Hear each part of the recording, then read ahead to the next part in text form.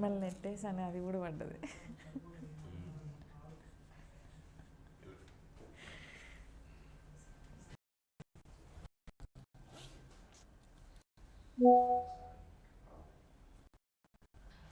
చూద్దాం. రెస్పిరేషన్ అంటే ఏంటి? శ్వాసక్రియ అనగా the process of inhale and exhale, గాలి తీసుకోవడం గాలి వదలడాన్ని మనం ఏమని పిలుస్తారు అంటే రెస్పిరేషన్ అనేసి పిలుస్తాం. So actually respiration is very very most important biological activity. So చాలా ముఖ్యమైన జీవక్రియ అండి. శ్వాస తీసుకోవడం లేదా రెస్పిరేషన్ జరగడం కానీ ఆపేస్తే, మానేస్తే ఈ ప్రపంచంలో ఏ జీవి కూడా బ్రతకలేదు. సో కాబట్టి రెస్పిరేషన్ అనేది మనకు చాలా ఇంపార్టెంట్ బయలాజికల్ యాక్టివిటీ. ఓకేనా? సో ఇప్పుడు ఇన్హేల్లో ఎక్సేల్లో అంటే ఉచ్ఛ్వాసం నిశ్వాసం అని పిలుస్తారు కదా. ఇన్హేల్ ఎక్సేల్లో మనం ఏం తీసుకుంటాము అని అంటే గ్యాసెస్. ఇప్పుడు మీరు ఇన్హేల్ ఏం తీసుకుంటారంటే నేను ఆక్సిజన్ తీసుకుంటానని చెప్తావు. ఆక్సిజన్ గాల్లో ఉందా లేదా నీకు ఎట తెలుస్తుంది? ఇప్పుడు నా చుట్టుపక్కల ఇక్కడంతా ఆక్సిజన్ ఉందా అని నాకు తెలుస్తుందా? అంటే అక్కడ ఆక్సిజన్ ఒకటి ఉంది, ఇక్కడ ఒకటి ఉంది అని ఏమన్నా నాకు తెలుస్తుందా? తెలియదు. అంటే మనం ఒక బల్క్ ఆఫ్ ఎయిర్ని తీసుకుంటాం, గాలిని తీసుకుంటాం. ఆ గాలిలో ఏ గ్యాసెస్ ఉన్నాయనేవి అది అవుట్ ఆఫ్ క్వశ్చన్, అది మనకు తెలియదు. మన బాడీలో ఉండే హిమోగ్లోబిన్ తెలుస్తుంది. ఓకేనా? సో ఇప్పుడు గాల్లో ఏమేం గ్యాసెస్ ఉంటాయి అంటే గాలిలో నైట్రోజన్ ఉంటుంది, ఆక్సిజన్ ఉంటుంది, కార్బన్ డైఆక్సైడ్ ఉంటాయి. నైట్రోజను, ఆక్సిజను, కార్బన్ డైఆక్సైడ్ గాల్లో ఉంటాయి. అయితే నైట్రోజన్ ఎంత పర్సెంట్ ఉంటుంది? 78% నైట్రోజన్ ఉంటుంది ఎన్విరాన్మెంట్లో. సో 21% ఆక్సిజన్ ఉంటుంది. Carbon dioxide 0.03%. ఇది ఫిక్స్ అనమాట. ఓకేనా? ఫిక్స్డ్ ఎయిర్ అని పిలుస్తారు కార్బన్ డైఆక్సైడ్ని. మరి ఎక్సేల్ ప్రాసెస్లో నైట్రోజన్ని సేమ్ 78% నైట్రోజన్ని రిలీజ్ చేస్తాం. ఆక్సిజన్ అయితే 21% ఆక్సిజన్ని రిలీజ్ చేస్తాం. కార్బన్ డైఆక్సైడ్ అయితే 4.4% ఆఫ్ కార్బన్ డైఆక్సైడ్ని మనం బయటకి ఎక్సేల్ ప్రాసెస్లో రిలీజ్ చేస్తాం. ఓకేనా? సో అట్లా ఇక్కడ చూస్తే నైట్రోజన్ నువ్వు ఎంత తీసుకుంటావో అంత రిలీజ్ చేసేస్తావు, ఎందుకంటే బాడీలో నైట్రోజన్ నీకు యూటిలైజ్ అవ్వదు. ఆక్సిజన్ మాత్రం 21% తీసుకొని ఇక్కడ 21 రాసానా? సారీ, 16% కదా. సో 21%ని తీసుకొని ఎంత పర్సెంట్ ఆక్సిజన్ మనం బయటకు రిలీజ్ చేస్తాము అంటే 16% ఆక్సిజన్నే మనం బయటకు రిలీజ్ చేస్తాం, 21 రిలీజ్ చేయము. అంటే ఇక్కడ 5% ఆక్సిజన్ మన బాడీ యూటిలైజ్ చేసుకుంటుందండి. అందుకే రెస్పిరేషన్ని మనం ఆక్సిడేషన్ రియాక్షన్ లేదా ఆక్సీకరణ చర్య అని అంటారు. శరీరంలో ఏదైనా ఒక చర్య జరిగేటప్పుడు ఆక్సిజన్ని కనుక యూటిలైజ్ చేసుకుంటే దాన్ని మనము ఆక్సీకరణ చర్య లేదా ఆక్సిడేషన్ రియాక్షన్ అనేసి పిలుస్తాం. కాబట్టి ఇది కూడా ఒక ఆక్సిడేషన్ రియాక్షన్కి బెస్ట్ ఎగ్జాంపుల్గా మనము కన్సిడర్ చేస్తూ ఉంటాం అన్నమాట. ఓకేనా? సో కాబట్టి ఇన్హేల్లోనేమో ఈ గ్యాసెస్ తీసుకుంటాం, ఎక్సేల్లో ఇవి వదులుతాం. కార్బన్ డైఆక్సైడ్ ఏమో 0.03 తీసుకుంటావు, వదిలేదేమో 4.4% ఆఫ్ కార్బన్ డైఆక్సైడ్ని మనం బయటకి ఎక్సేల్ చేస్తాము. ఓకేనా? సో కాబట్టి మనకి ఆప్షన్ 3 అనేది ఈ క్వశ్చన్కి కరెక్ట్ ఆన్సర్, కరెక్ట్ స్టేట్మెంట్గా కన్సిడర్ చేస్తాం. Next question, fixed air means స్థిరమైన వాయువు ఏది? Carbon monoxide, nitrogen, methane and carbon dioxide. So వీటిలో దేన్ని మనం స్థిరమైన వాయువుగా కన్సిడర్ చేస్తాం? యాప్లో లైవ్లో ఉన్న స్టూడెంట్స్ అందరూ ఆన్సర్ చెప్పండి. మీ డౌట్స్ అన్నీ నన్ను అడగండి, ఇంటరాక్ట్ అవ్వండి. రోజు అసలు లైవ్కి ఎందుకు వస్తలేరు మీరు? కోర్స్ ఏమో మస్తు మంది కొన్నారు, బట్ లైవ్లోనేమో వస్తలేదు. అంత రికార్డింగ్ చూసుకుంటారేమో. సరేలే, టైం ఉందో లేదో. కొంతమంది ఎంప్లాయీస్ కూడా ఉంటారు కదా.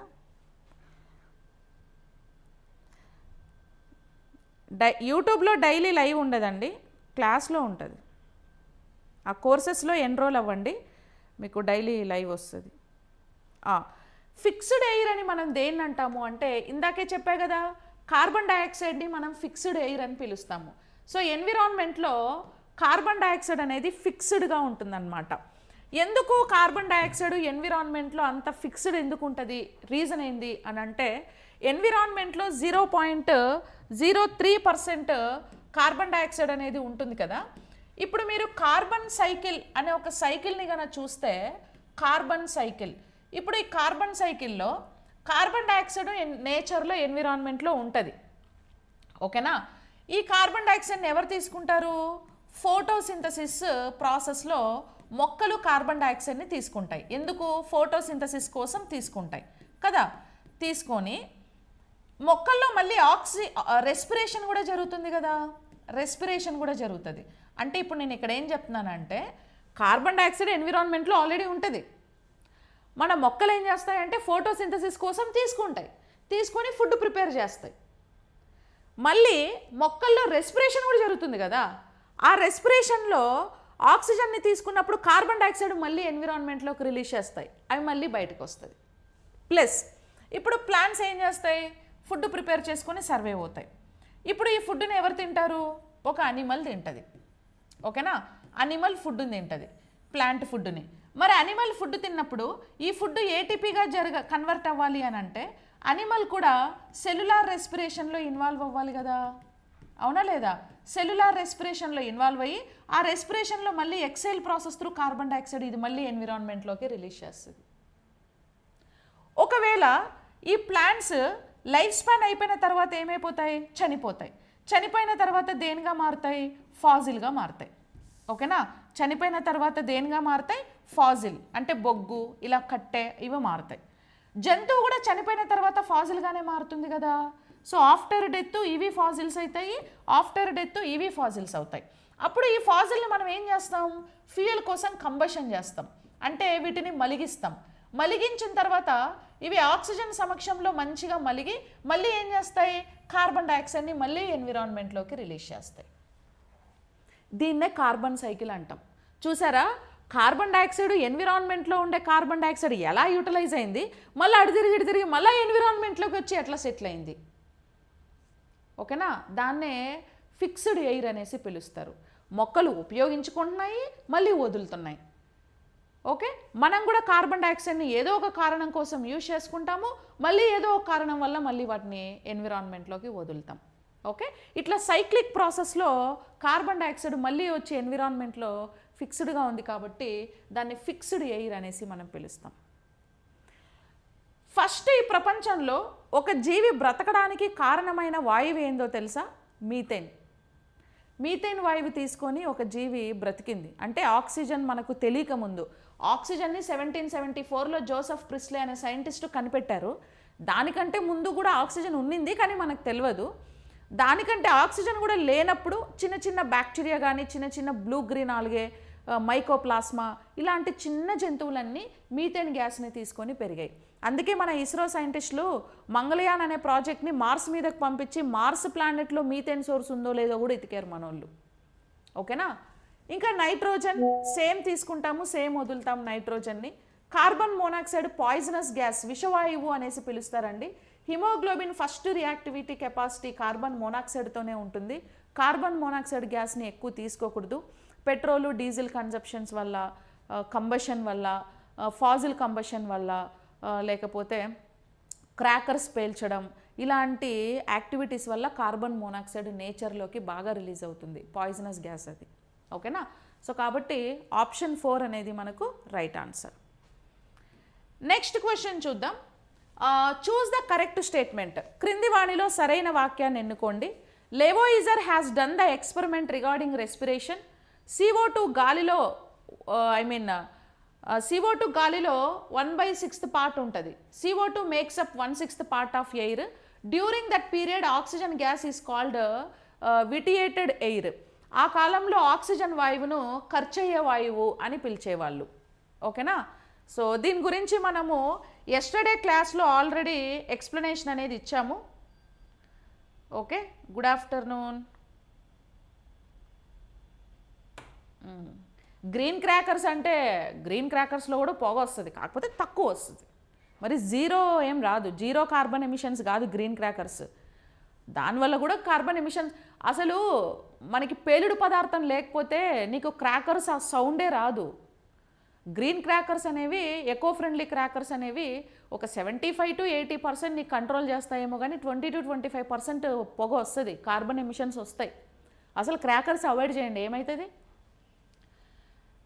నీ ఆస్తే మన వద్దా ఏంది? Lavoisier has done the experiment regarding respiration. So రెస్పిరేషన్కి లెవోయిజర్ ఎక్స్పెరిమెంట్ చేశాడు అని అంటున్నాడు. ఓకేనా, ఇది రాంగ్ స్టేట్మెంట్. యాక్చువల్లీ రెస్పిరేషన్ జరిగేది దేనివల్ల? ఆక్సిజన్ వల్ల. ఈ ఆక్సిజన్ గురించి, రెస్పిరేషన్ గురించి ఎక్స్పెరిమెంట్ చేసిన సైంటిస్ట్ ఎవరు అని అంటే జోసెఫ్ ప్రిస్లే కదా, లెవోయిజర్ కాదు కదా. నిన్న మనం ఆల్రెడీ ఫోటోసింథసిస్ అనే టాపిక్లో ఈ ఎక్స్పెరిమెంట్ ఎలా జరుగుతుంది ఏంటి అనేది నేను మొత్తం ఎక్స్ప్లెయిన్ చేశాను, గుర్తుంది కదా. ఏంటా ఎక్స్పెరిమెంట్? జోసెఫ్ ప్రిస్లే అనే సైంటిస్ట్ ఒక గాజు సీసాలో ఒక వెలుగుతున్న క్యాండిల్ని పెట్టాడు, ఒక ర్యాట్ని కూడా పెట్టాడు. కాసేపు తర్వాత ర్యాట్ చనిపోయింది, క్యాండిల్ కూడా ఆరిపోయింది.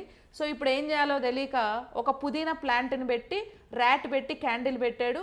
ఆ పుదీనా ప్లాంట్ ఫోటోసింథసిస్లో ఇన్వాల్వ్ అయ్యి ఆక్సిజన్ని రిలీజ్ చేసింది. ఆ ఆక్సిజన్ వల్ల ర్యాట్ బతికింది. ఆక్సిజన్ ఫైర్ ఎన్హాన్సింగ్ గ్యాస్ కాబట్టి క్యాండిల్ కూడా వెలిగింది. ఈ ఎక్స్పెరిమెంట్ త్రూ జోసెఫ్ ప్రిస్లే అనే సైంటిస్ట్ ఏం చేశాడు?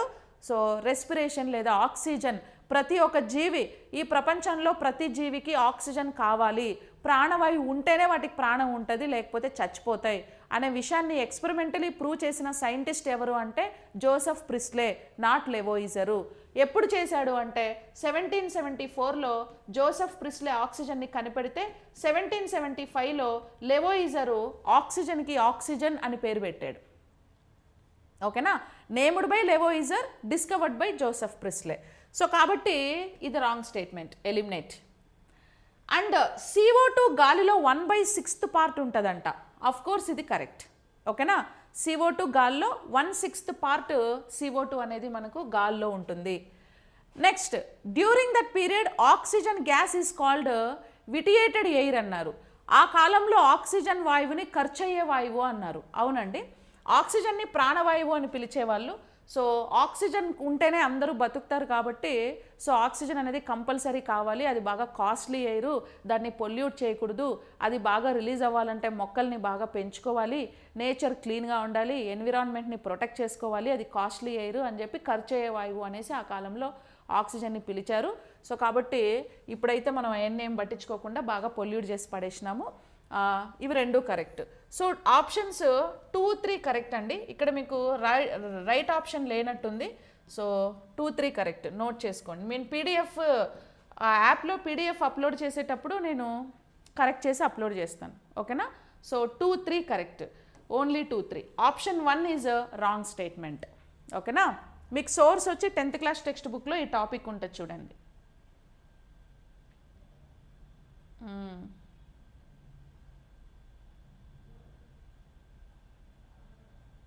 హాయ్ సంధ్య, బాగున్నావా తల్లి? బాగున్నానమ్మా, థ్యాంక్ యూ సో మచ్. చాలా రోజులైంది కదా. Next, what does John Draper describe about respiration in his book human physiology? John Draper రాసిన మానవ శరీర ధర్మశాస్త్ర గ్రంథంలో శ్వాసక్రియ గురించి ఏమి వర్ణించాడు? Among the materials absorbed by living organisms are those that can be burned such as water and oxygen. జీవులు గ్రహించే పదార్థాలలో దహనం చేయడానికి వీలైనవి నీరు, ఆక్సిజన్ ప్రధానంగా ఉంటాయి. Living organisms contains more amount of H2 and oxygen. జీవులలో ఎక్కువ ఉన్న పదార్థాలు నీరు, ఆక్సిజన్ అంటున్నారు. యాక్చువల్లీ జాన్ డాపర్ అనేది ఈయన ఒక సైంటిస్ట్ అండి. John Dapper scientist, human respiration మీద చాలా ఎక్స్పెరిమెంట్స్ చేశారు ఈయన కూడా. జాన్ డాపర్ అనే సైంటిస్ట్ హ్యూమన్ రెస్పిరేషన్ మీద చాలా ఎక్స్పెరిమెంట్స్ చేశారు. ఎక్స్పెరిమెంట్స్ చేసి ఈయన ఒక బుక్ కూడా రాశారు, హ్యూమన్ ఫిజియాలజీ. ఈ హ్యూమన్ ఫిజియాలజీ అనే బుక్లో రెస్పిరేషన్ హ్యూమన్ బీయింగ్లో ఎలా జరుగుతుంది, apart from human being remaining అనిమల్స్లో రెస్పిరేషన్ ఎలా జరుగుతుంది ఏంటి అనే విషయాలన్నిటి గురించి ఈయన బాగా డిస్కవర్ చేశారనమాట. ఓకేనా? సో అయితే ఇక్కడ మనకు స్టేట్మెంట్ ఏంటంటే among the materials absorbed by living organisms అంటే లివింగ్ ఆర్గానిజమ్స్ ఏవైతే పదార్థాలను తీసుకుంటాయో ఆ పదార్థాలు సో బర్న్ అవ్వాలంటే, విచ్ఛిన్నం జరగాలి అని అంటే సో వాటికి ఆక్సిజన్ అనేది అవసరం అవుతుంది. ప్లస్ విచ్ఛిన్నం జరిగేటప్పుడు ఆక్సిజన్, వాటరు రెండు కూడా సో బయటికి రిలీజ్ అవుతాయి అండ్ వాటికి అవసరం కూడా పడతాయి. ఓకేనా? సో జీవులు గ్రహించే పదార్థాల్లో దహనం చేయడానికి వీలైనవి నీరు, ఆక్సిజన్. ఇది కరెక్ట్. ఇప్పుడు మనం ఏవైతే ఆహార పదార్థాలను మనం తీసుకుంటామో ఫుడ్ మెటీరియల్స్ని మనం ఏవైతే తీసుకుంటామో, ఇప్పుడు మీరు ఫుడ్ తీసుకున్నాక ఆ ఫుడ్ బ్లడ్లోకి ఎలా వెళ్తుందంటే గ్లూకోజ్ రూపంలో వెళ్తుంది. సో గ్లూకోజ్ ఏటీపీ కన్వర్షన్ జరగాలంటే సెల్యులార్ రెస్పిరేషన్ అనేది ఖచ్చితంగా జరగాలి. ఓకేనా? సో సెల్యులార్ రెస్పిరేషన్ జరగాలి. ఎక్కడ జరుగుతుంది సెల్యులార్ రెస్పిరేషన్? దీన్నే కణ శ్వాసక్రియ అని పిలుస్తారు. ఈ కణ శ్వాసక్రియ మైటోకాండ్రియాలో జరుగుతుంది కదా. మైటోకాండ్రియాలో జరిగేటువంటి ఈ కణ శ్వాసక్రియకు ఖచ్చితంగా ఆక్సిజన్ అనేది అవసరమవుతుంది. ఓకే. అండ్ నువ్వు తినే ఫుడ్ డైజెషన్ పర్పస్లో సో వాటర్ ఫ్లూయిడ్స్ లేకపోతే కూడా డైజెషన్ అనేది సరిగా జరగదు. ప్లస్ ఈ రెస్పిరేషన్లో వాటర్ కూడా బయటకు రిలీజ్ అవుతుంది. సో కాబట్టి ప్రతి జీవికి ఆక్సిజన్ వాటరు అనేవి మేజర్ రిసోర్స్, కంపల్సరీ అవి రెండు ఉండాలి. ఉంటేనే ఎనర్జీ కన్వర్షన్ జరుగుతుంది. బాడీలో మెటబాలిజం లేదా జీవక్రియలు జరుగుతాయి, లేకపోతే జరగవు. వితౌట్ ఆక్సిజన్ జరగవు, వితౌట్ వాటర్ ఇంటేక్ సరిగా జరగవు. ఓకేనా? కాబట్టి first statement correct. Living organisms consists more amount of water and oxygen. So living ఆర్గానిజమ్స్లో ఎక్కువ వాటర్ ఆక్సిజన్ ఉంటాయి. సో అది కూడా correct. So 1 true 2 is correct explanation of 1. So option A అనేది మనకు correct statement. So actually every human బీయింగ్లో 65% minimum oxygen ఉండాలండి body లోపల. 70 to 75% మినిమం బాడీ లోపల వాటర్ కూడా ఉండాలి. ఓకేనా? అండ్ సెల్లులో అయితే వాటర్ పర్సెంట్ 80% ఉండాలి. ప్రతి కణంలో వాటర్ 80% ఉండాలి. ఓవరాల్గా బాడీలో అయితే 70 to 75% ఉండాలి. ఓకేనా? అర్థమైందా? Yes. Next question, choose the correct order of gas passing into the cell. కణంలోకి గాలి వెళ్ళే మార్గంలోని భాగాలను గుర్తించండి. Inhale, exhale, gas exchange in lungs, gas exchange in cell, cellular respiration. Inhale, exhale, gas exchange in blood, cellular respiration. Inhale, exhale, gas exchange in blood, gas exchange in lungs. Inhale and exhale, gas exchange in lungs, air transfer through blood, air exchange in tissues, cellular respiration. తెలుగులో కూడా ఉన్నాయి చూడండి, చదివి answer చెప్పండి. Correct order ఏంటి అనేది.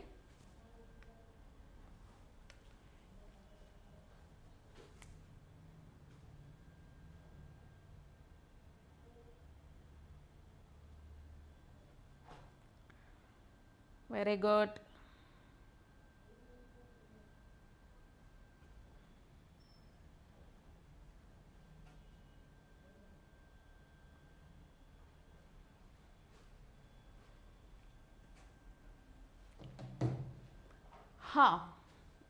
Correct answer ఏదంటే,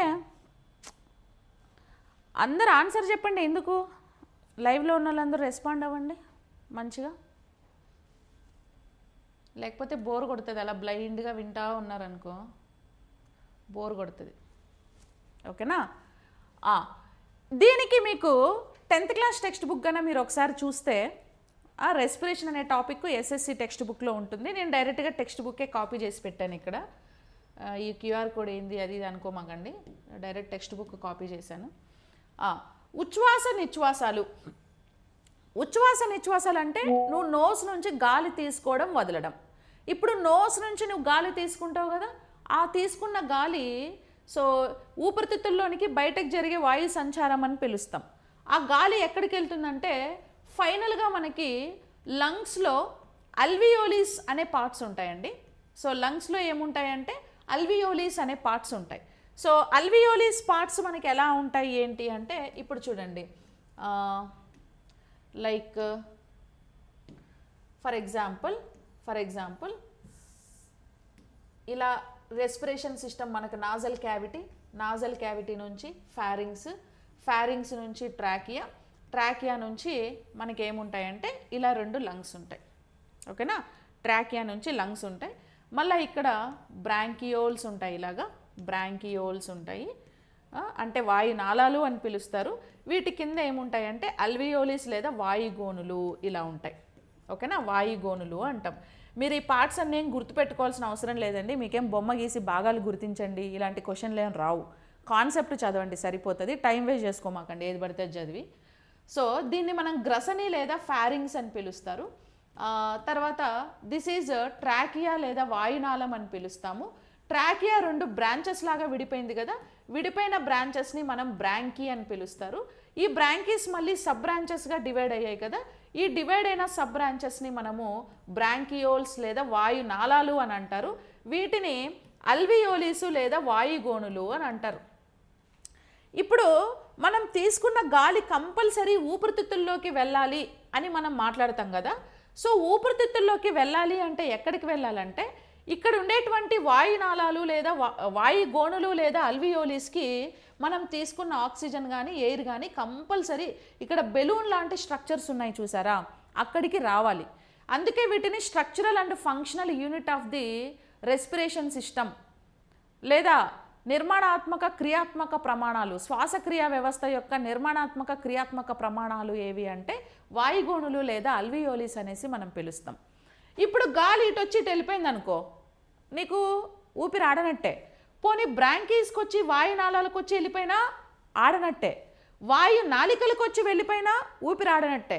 compulsory అల్వియోలిస్కి రావాలి, అల్వియోలిస్లో ఆక్సిజన్ స్టోర్ అవ్వాలి, నీ బాడీలో ఉండే హిమోగ్లోబిన్ ఇమ్మీడియట్గా అల్వియోలిస్లోకి వచ్చి ఇక్కడ ఆక్సిజన్ని రిసీవ్ చేసుకొని కార్బాక్సీ హిమోగ్లోబిన్గా మారి ఇక్కడ నుంచి వెళ్ళిపోతుంది. ఓకేనా? ఎందుకంటే మన శరీర భాగాలకి ఎండ్ ఆఫ్ ది డే ఆక్సిజన్ని ట్రాన్స్పోర్ట్ చేసే పార్ట్ ఏది అంటే హిమోగ్లోబినే. ఒక హిమోగ్లోబిన్ ఎన్ని ఆక్సిజన్ అణువులని మోసుకెళ్తుంది అంటే 4 ఆక్సిజన్ అణువులని ఒక హిమోగ్లోబిన్ మోసుకెళ్తుంది. So 4 oxygen atoms is equal to 13.5 grams of ఆక్సిజన్కి ఈక్వల్. ఓకేనా?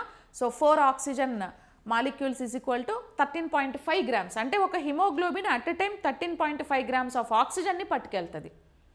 ఓకేనా? సో కాబట్టి ఈ అల్వియోలిస్ వాయుగోణుల లోపల ఏం జరుగుతుందంటే మనకి ఇక్కడ వాయువుల మార్పిడి జరుగుతుంది. వాయువుల మార్పిడి అంటే ఏంది? హిమోగ్లోబిన్ కార్బాక్సీ హిమోగ్లోబిన్ ఇక్కడికి వచ్చి కార్బన్ డైఆక్సైడ్ని ఇక్కడ వదిలేసి ఆక్సిజన్తో కలిసి బాండ్ ఫామ్ చేసుకొని ఆక్సీ హిమోగ్లోబిన్గా మారడాన్నే వాయువుల మార్పిడి అని అంటారు. ఓకేనా? ఇది ఆమ్లజని రహిత రక్తము, ఇది ఆమ్లజని సహిత రక్తం అనేసి మనం పిలుస్తాం. సో అలా ఏం చేస్తుంది అని అంటే వాయువుల మార్పిడి జరుగుతుంది. ఇప్పుడు హిమోగ్లోబిన్ వాయుగోణుల్లో వాయువుల మార్పిడి జరిగిన తర్వాత హిమోగ్లోబిన్ ఏం చేస్తుంది అని అంటే రక్తం ద్వారా, హిమోగ్లోబిన్ రక్తంలోనే ఉంటుంది కదా, త్రూ బ్లడ్ సర్క్యులేషన్ లేదా రక్తం ద్వారా మన శరీరంలో ఉండే ప్రతి కణానికి ఏం చేస్తుంది అని అంటే కణజాలాలకి ఆ ఆక్సిజన్ని తీసుకెళ్తుంది. తీసుకెళ్ళిన తర్వాత ఆ కణజాలాల్లో ఏం జరుగుతుందంటే కణ శ్వాసక్రియ లేదా సెల్యులార్ రెస్పిరేషన్ జరుగుతుంది. ఎక్కడ అంటే మైటోకాండ్రియాలో జరుగుతుంది. ఓకేనా? ఎక్కడ జరుగుతుంది? కణ శ్వాసక్రియ మైటోకాండ్రియాలో జరుగుతుంది అన్నమాట. ఓకేనా? ఇవి ఆక్సిజన్ని వినియోగించుకొని కార్బన్ డైఆక్సైడ్ని బయటకు రిలీజ్ చేస్తే ఆ ప్రాసెస్లో ఏటీపీ అనేది ప్రొడ్యూస్ అవుతుంది. ఈ ఏటీపీని మనం ఎనర్జీగా యూటిలైజ్ చేసుకుంటాం. So 1 ATP is equal to 7200 kilo calories. So 7.2 kilo క్యాలరీస్కి ఈక్వల్గా మనం 1 ఏటీపీని కన్సిడర్ చేస్తాం. ఓకేనా? 1 ATP is equal to 7.2 kilo calories of energy. Done? Yeah. ఇప్పుడు చెప్పండి, ఆర్డర్ చెప్పండి. First inhale exhale. Gases exchange in బ్లడ్డా లంగ్సా? First gases exchange in blood lungs. First లంగ్స్లో గ్యాస్ ఎక్స్చేంజ్ అయిన తర్వాత సో సెల్లులో గ్యాస్ ఎక్స్చేంజ్ జరిగి సెల్యులార్ రెస్పిరేషన్ జరుగుతుంది. సో ఆప్షన్ 1 అనేది మనకు కరెక్ట్ ఆన్సర్. ఓకేనా? Next question, what is the muscular structure that separates the alimentary canal and trachea? Alimentary canal ట్రాకియాని రెండింటిని సపరేట్ చేసే ఒక కండరజనిత నిర్మాణం ఏది? కండరజనిత నిర్మాణం ఏది? Good afternoon Nani.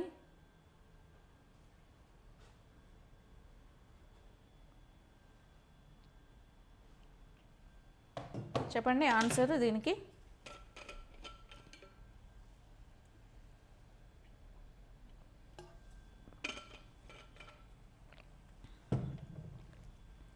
Answer is epiglottis. దాన్నే మనం కొండనాలుక అని పిలుస్తారు. ఇక్కడ ఉంటుంది కదండి కొండనాలుక. ఈ కొండనాలుక ఏం చేస్తుంది అంటే సో ఫుడ్ పైప్లోకి, గాలిని ట్రాకియాలోకి అంటే వాయునాళంలోకి, అంటే ఇప్పుడు నాజల్ క్యావిటీ నాసికా రంధ్రాలు ఇక్కడ ఉన్నాయి కదా, మౌత్ ఇక్కడ ఉంది కదా. సో ఇప్పుడు నువ్వు గాలి తీసుకున్నా ఎపిగ్లాటిస్ వరకు వెళ్తుంది కొండనాలుక దగ్గరికి, ఫుడ్ తిన్నా కొండనాలుక దగ్గరికి వెళ్తుంది. సో మనం మాట్లాడేటప్పుడు గాలి వదిలేటప్పుడు తీసుకునేటప్పుడు కొండ నాలుక పైకి కిందకి కాంట్రాక్ట్ రిలాక్సేషన్ అవుతూ ఉంటుంది యాక్చువల్లీ. సో గాలి తీసుకున్నప్పుడేమో కొండ నాలుక గాలిని వాయునాళం లేదా ట్రాకియాలోకి పంపిస్తుంది. ఫుడ్ తిన్నప్పుడేమో ఆహారాన్ని ఆహార నాళంలోకి అలో చేస్తుంది అనమాట. ఓకేనా? సో కాబట్టి ఆప్షన్ 4 అనేది మనకు కరెక్ట్ ఆన్సర్. ఇంకా లారింగ్స్ అంటే దీన్ని శబ్దపేటిక, వోకల్ కార్డ్స్ అని కూడా పిలుస్తారండి. సో ఈ లారింగ్స్ గురించి మీకు క్వశ్చన్ ఒకవేళ అడిగితే వోకల్ కార్డ్స్ శబ్దపేటిక, వాటి లెంత్ పొడవు ఎంత అని అడుగుతారు. ఇప్పుడు మేల్స్లో ఫీమేల్లో వాటి లెంత్ ఎంత ఉంటుంది అని అంటే, ఫీమేల్లో అయితే 12.5 సెంటీమీటర్స్ నుంచి 17 సెంటీమీటర్స్కి వోకల్ కార్డ్స్ లెంత్ ఉంటుంది. మేల్లో అయితే 17 సెంటీమీటర్స్ నుంచి 25 సెంటీమీటర్స్ వోకల్ కార్డ్స్ లెంత్ అనేవి ఉంటాయి. వోకల్ కార్డ్స్ ఏం చేస్తాయంటే వాయిస్ని క్రియేట్ చేస్తాయి. ఇప్పుడు వోకల్ కార్డ్స్ ఎక్కడ ఉంటాయి తెలుసా? ఇక్కడ ఉంటాయి. ట్రాకియాలో ఇక్కడ ఉంటాయి. ఇప్పుడు మనకు శబ్దం ఎప్పుడు వస్తుందంటే, మీరు గాలి తీసుకునేటప్పుడు వోకల్ కార్డ్స్ వైబ్రేట్ కావండి, గాలి వదిలేటప్పుడే వోకల్ కార్డ్స్ వైబ్రేట్ అవుతాయి. ఎందుకంటే ఎక్సెల్ ప్రాసెస్లో 2 లంగ్స్ ఒకేసారి ఎయిర్ని వదిలేస్తాయి. 2 లంగ్స్ ఒకేసారి ఎయిర్ వదిలేయడం వల్ల ఒక సర్టెన్ ప్రెషర్ తోటి ఎయిర్ అనేది ఇలా బయటకు వస్తూ ఉంటుంది. అప్పుడు ఇక్కడ ఉండే వోకల్ కార్డ్స్ 2 వైబ్రేట్ అవుతాయి. సో వైబ్రేట్ అయినప్పుడు వాయిస్ లేదా సౌండ్ని క్రియేట్ చేస్తాయి అన్నమాట. గాలి తీసుకున్నప్పుడు మనం మాట్లాడలేం, గాలి వదిలేటప్పుడే మనం మాట్లాడతాం. ఓకేనా? లెంత్లోనేమో మెన్కి లెంత్ ఎక్కువ, విడ్త్లో వాల్యూమ్లో అయితే ఉమెన్కి వాల్యూమ్ ఎక్కువ. ఓకే, ఉమెన్కి వోకల్ కార్డ్స్ వాల్యూమ్ ఎక్కువ, అందుకే ఉమెన్కి ఎక్కువ మాటలు వస్తాయి. ఓకే, పక్కింటోళ్ళు ఎదిరింటోళ్ళు మీ చాడీలు చెప్పుకోవడం, ఓకే, ఎప్పుడు ఏదో మాట్లాడుతూ ఉండడం, కుళాయిల దగ్గర గొడవ పడడం, బిందేసి కొడితే అవతలిదిలో పడాలి. ఓకే, అట్లా కొట్లాడుకోవడం, మీ ఇంటి చెత్త మా ఇంటి ముందు వేసినావు, మీ ఇంటి కాకి మా ఇంటి మీద వాలింది, వీటన్నిటికీ కొట్లాడతారా లేదా? బికాజ్ వాయిస్ ఎక్కువ వస్తుంది, అంటే ఐ మీన్ లెటర్స్ బాగా వస్తాయి, బికాజ్ వాల్యూమ్ ఎక్కువ వీళ్ళకి. ఓకేనా? అలాగా.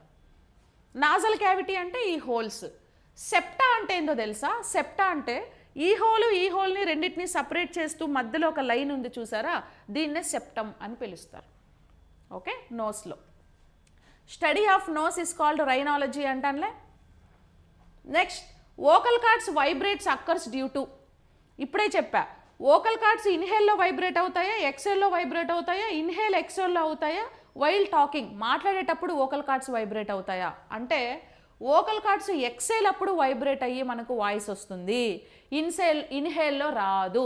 ఇన్హేల్లో గాలి తీసుకునేటప్పుడు మనకి వోకల్ కార్డ్స్ వైబ్రేట్ కావు. Okay, option 2 correct.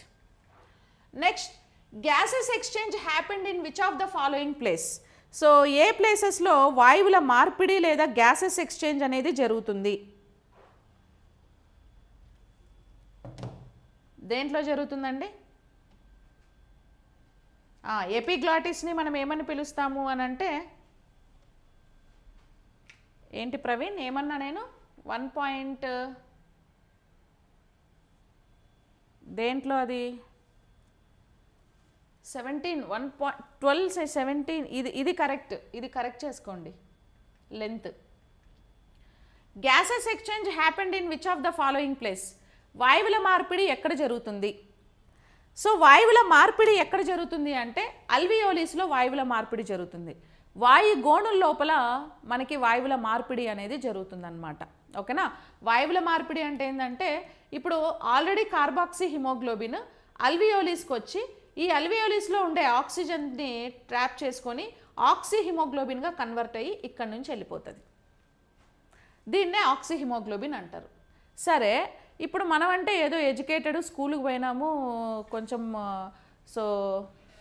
కొంచెం నాలెడ్జ్ మనం గెయిన్ చేసుకున్నాము about science and all everything కదా, మనకు తెలుసు. సో మన బాడీకి end of the day only ఆక్సిజనే కావాలని మనకు తెలుసు. బట్ హిమోగ్లోబిన్ డజంట్ నో కదా. మరి హిమోగ్లోబిన్కి ఎలా తెలుసు వీడి బాడీకి ఆక్సిజనే కావాలి, వీడికి ఇంకేం వద్దు అని హిమోగ్లోబిన్కి ఎట్లా తెలుసు?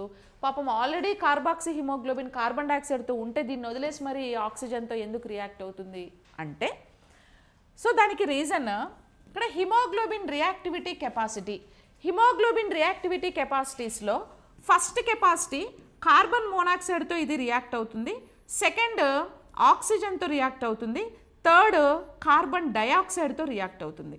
అంటే హిమోగ్లోబిన్ ఫస్ట్ రియాక్షన్ కెపాసిటీ చర్య వేగం దేంతో ఉంటుందంటే కార్బన్ మోనాక్సైడ్తోనే. ఇప్పుడు నువ్వు 99% ఆక్సిజన్ని తీసుకొని జస్ట్ 1% కార్బన్ మోనాక్సైడ్ని తీసుకున్నావు అని అనుకో. ఒకవేళ హిమోగ్లోబిన్ ఏం చేస్తుంది తెలుసా, ఈ 99% ఆక్సిజన్ వదిలేసి ఆ 1% కార్బన్ మోనాక్సైడ్ దగ్గరికి పోయి దాంతోనే రియాక్ట్ అవుతుంది. ఎందుకంటే దానికి అదంటే ఇష్టం, ఇంక అంతే. అది దాని రియాక్షన్ కెపాసిటీ అంతే, అది దానికే అట్రాక్ట్ అవుతుంది. ఓకేనా. అందుకే carbon monoxide is poisonous gas. ఇది మనకు అన్హెల్దీ. నువ్వు ఇది 1% తీసుకున్నా 0.5% తీసుకున్నా హిమోగ్లోబిన్ దాన్ని వదలదు. ఫస్ట్ దాంతోనే రియాక్ట్ అయ్యి నీ బాడీ అంతా స్ప్రెడ్ చేసి పడేస్తుంది. అప్పుడు మెటబాలిజం జీవక్రియలన్నీ తగ్గిపోతాయి. ఇప్పుడు చూడండి, ఈ రెండిట్లో ఆక్సిజన్ కార్బన్ డైఆక్సైడ్లో ఫస్ట్ ప్రియారిటీ ఏది? కార్బన్ డైఆక్సైడ్ కంటే ఫస్ట్ ప్రియారిటీ ఆక్సిజనే కదా.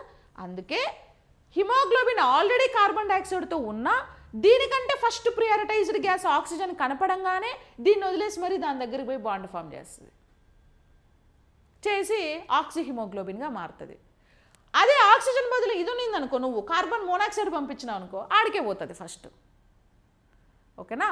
అందుకే కార్బన్ డైఆక్సైడ్ ఉన్నా ఎందుకు గ్యాసెస్ ఎక్స్చేంజ్ జరిగి ఇది వదిలేసి దీంతో పోతుంది అది అంటే బికాజ్ ఆఫ్ దాని రియాక్షన్ కెపాసిటీ దీనికంటే ఇది ప్రియారిటీ, దీనికంటే దానికి ఇదంటేనే ఇష్టం, దీనికంటే అది దాంతోనే అట్రాక్ట్ అవుతుంది. ఇది లేనప్పుడు పాపం వేరే ఆప్షన్ లేక దీంతో ఉంటుంది. ఇది కనపడంగానే ఇంక నువ్వు ఎందుకు నాగానే వదిలేసి దాని దగ్గరకు పోతుంది అది. ఓకేనా. అప్పుడు సాటిస్ఫై అవుతుంది. అందుకే వాయువుల మార్పిడి అల్వియోలిస్లో జరుగుతుందన్నమాట. ఓకేనా. ఎస్. నెక్స్ట్, అవును ప్రవీణ్, నేను ఇందాక వోకల్ కార్డ్స్ లెంత్ చెప్పా కదా, ఆ లెంతే కరెక్ట్ చేసుకో. మేబీ నువ్వు ఇంతకుముందు వేరేది ఏమన్నా చదువున్నా అది కరెక్ట్ కాదు, నేను ఇప్పుడు చెప్పాను కదా అది కరెక్ట్ చేసుకోండి. సరేనా ప్రవీణ్?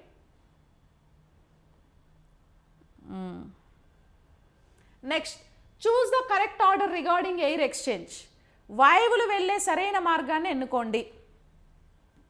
వాయువులు ఎట్లా వెళ్తాయి చూడండి. Nostrils, nasal cavity, pharynx, larynx, trachea, bronchioles, alveolis, blood. తెలుగులో నాసికా రంధ్రాలు, నాసికా కుహరం, గ్రషని, శబ్దపేటిక, వాయునాళం, వాయునాళికలు, వాయుగోణులు, రక్తం. నేను యాప్లో మీకు నిన్న మొన్న జరిగిన క్లాసెస్ పీడిఎఫ్స్ అప్లోడ్ చేశాను కదా, ఆ పీడిఎఫ్స్ డౌన్లోడ్ ఆప్షన్ ఉంది. అన్నీ డౌన్లోడ్ చేసుకొని మీ దగ్గర పెట్టుకొని ఎగ్జామ్ ముందు రోజు మళ్ళీ అన్నీ ఒకసారి రివైజ్ చేసుకొని క్వశ్చన్కి ఆన్సర్లు అన్నీ మీరే చేసుకోండి, ప్రాక్టీస్ చేసుకోండి. ఓకేనా.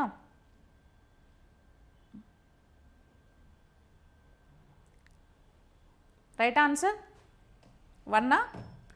ఆప్షన్ 1 కరెక్టా?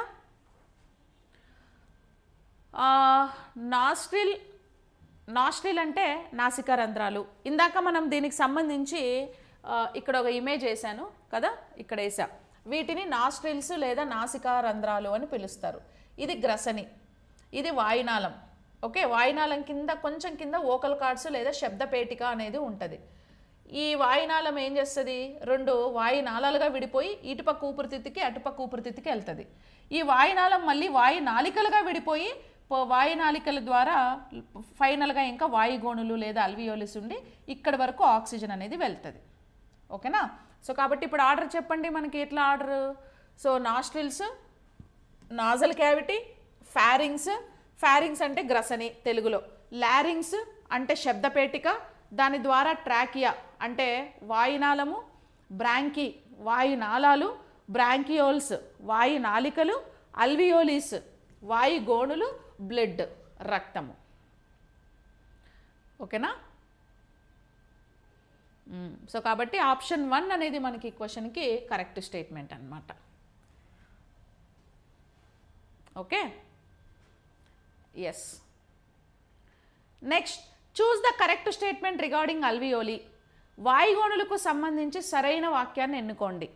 అల్వియోలిస్ ఆర్ ఆక్యుపైస్ 160 స్క్వేర్ కిలోమీటర్స్. వాయుగోణులు 160 చదరపు కిలోమీటర్స్ వ్యాపించి ఉంటాయి. Each alveoli consists of 300 million alveolis. Each alveoli కాదు, ఈచ్ లంగ్, ఒక్కొక్క ఊపిరితిత్తులో 300 మిలియన్ అల్వియోలిస్ ఉంటాయి. Lungs consists of ciliated epithelium. ఊపిరితిత్తులలో సిలియేటెడ్ ఎపిథీలియం అనే టిష్యూ ఉంటుంది. All the above. So right answer ఏందండి?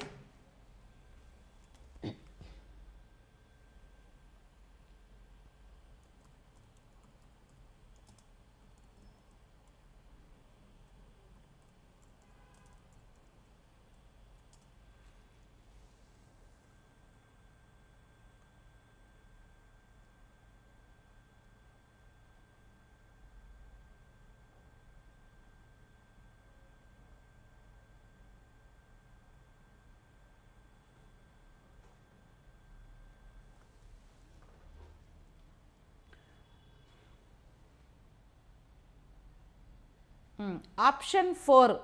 So option 4 all the above అనేది మనకి ఇక్కడ కరెక్ట్ ఆన్సర్. సో ఓవరాల్గా మనకు అల్వియోలిస్ ఎంత ప్లేస్ని ఆక్యుపై అయి ఉంటాయి అని అంటే so 100 to 160. Okay, so square metres అనేవి చదరపు కిలోమీటర్స్ అనేవి వాయుగోణులు ఆక్యుపై చేసి ఉంటాయి అన్నమాట. ఓకేనా, సో కిలోమీటర్స్ కాదు మీటర్స్, అవి కిలోమీటర్స్ కాదమ్మా, చదరపు కిలోమీటర్స్ కాదు మీటర్స్. ఓకే, అన్ని మీటర్స్ అల్వియోలిస్ అనేవి ఆక్యుపై చేసి ఉంటాయి. 100 to 160 స్క్వేర్ మీటర్స్ అనాలి. అల్వియోలిస్ ఎంత ఆక్యుపై చేసి ఉంటాయి తెలుసా? 100 to 160 square metres. 100 to 160 square metres alveolis అనేవి ఊపిరితిత్తుల్లో ఆక్యుపై చేసి ఉంటాయి. తర్వాత each alveoli consists of 300 million alveolis. Each alveoli కాదు, అది ఈచ్ లంగ్. ప్రతి ఊపిరితిత్తులో 300 మిలియన్ల అల్వియోలిస్ ఉంటాయి. ఒక్కొక్క ఊపిరితిత్తులో 300 మిలియన్ అల్వియోలిస్ అనేవి ఉంటాయి. And lungs consists of ciliated epithelium. So లంగ్స్లో మనకు సిలియేటెడ్ ఎపిథీలియం ఉంటుంది, అన్నీ కరెక్టే.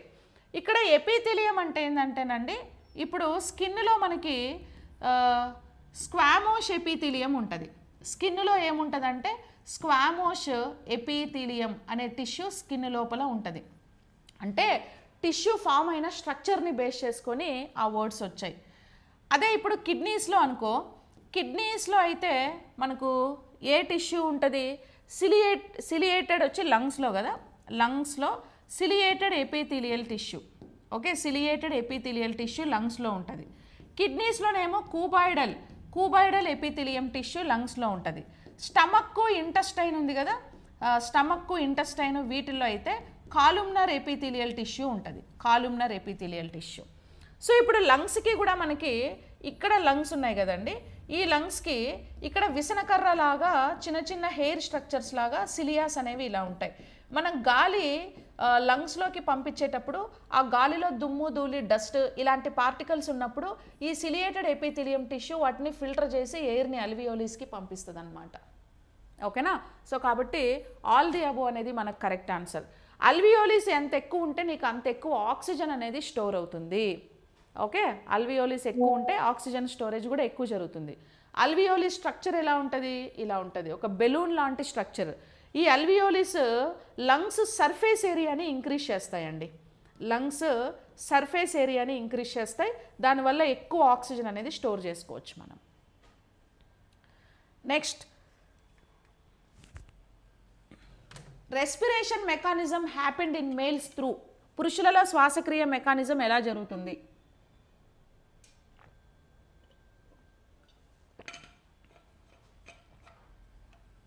Diaphragm, ribs, లారింగ్స్ and lungs. So respiration mechanism ఎలా జరుగుతుంది?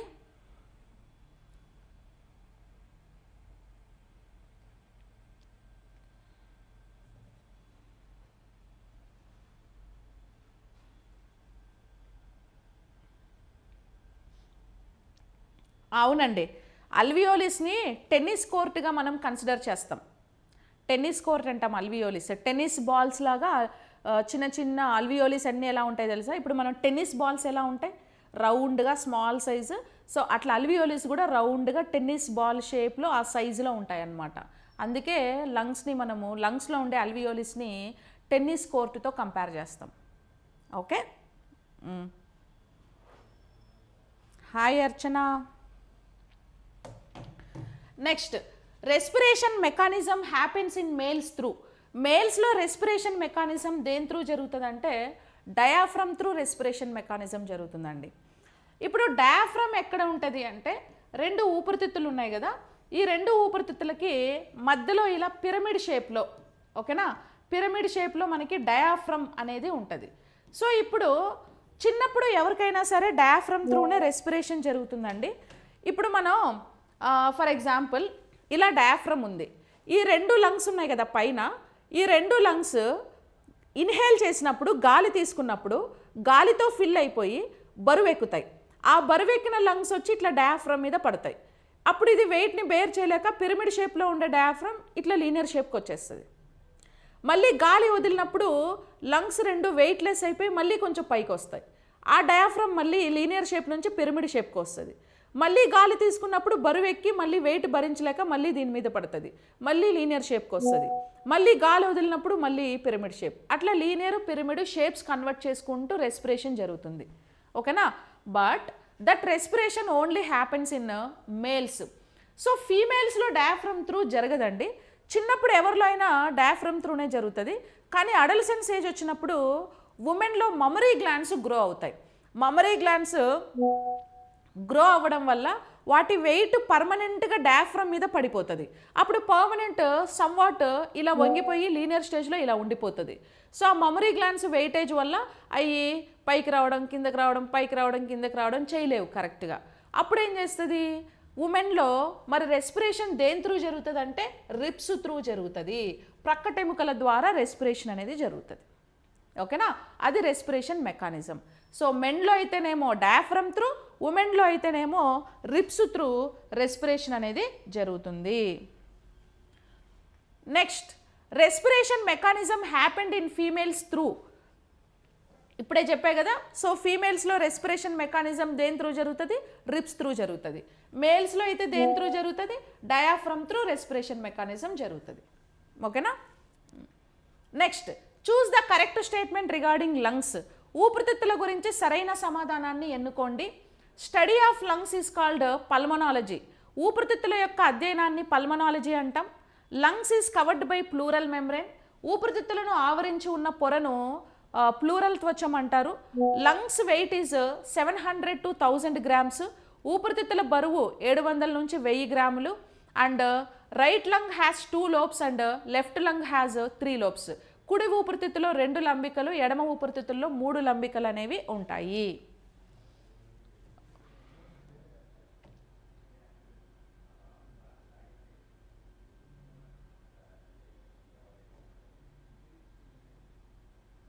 కరెక్ట్ ఆన్సర్ ఏదండి?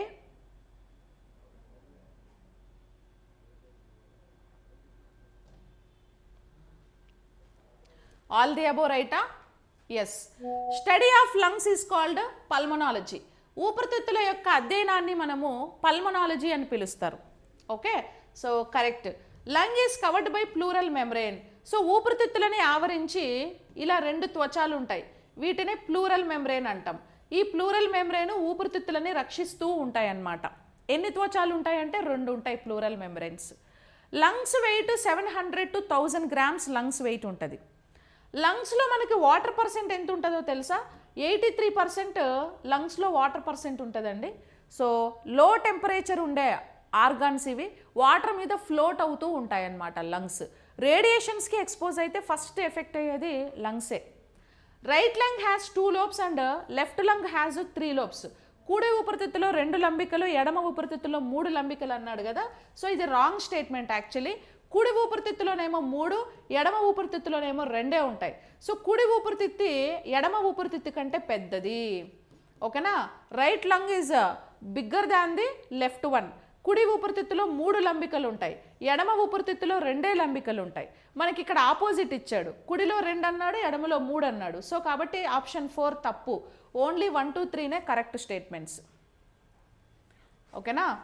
So only 1, 2, 3 is the right answer. అర్థమైందా? నెక్స్ట్ క్వశ్చన్కి వెళ్ళండి.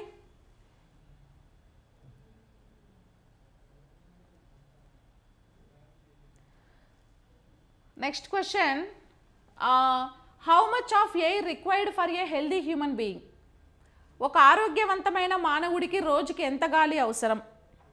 ఒక ఆరోగ్యవంతమైన మానవుడికి రోజుకి 14.5 kg డ్రై ఎయిర్ అనేది కావాలి. ఓకే, అది కూడా డ్రై ఎయిరే కావాలి, not wet air. 14.5 kgs dry air. Wet air తీసుకుంటే ఏమవుతుంది? ఇప్పుడు చల్లగాల్లో తిరగొద్దు, మంచులో తిరగొద్దు, వర్షంలో దడవద్దు అంటారు కదా.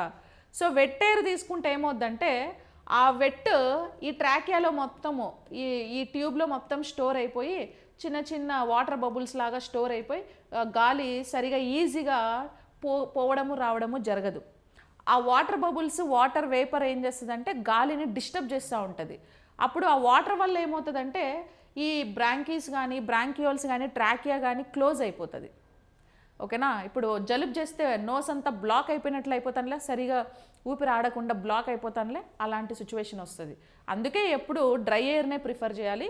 14.5 kgs డ్రై ఎయిర్ అనేది each and every healthy human being should need to take. What is the lungs air inhale capacity? ఊపిరితిత్తులు ఎంత గాలి తీసుకోగలవు అంటే, ఊపిరితిత్తులు ఎంత గాలి తీసుకోగలవండి?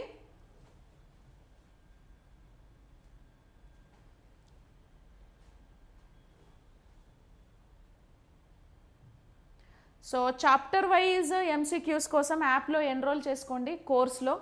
సో ఆల్రెడీ నేను కోర్స్ డీటెయిల్స్ మీకు చెప్పాను.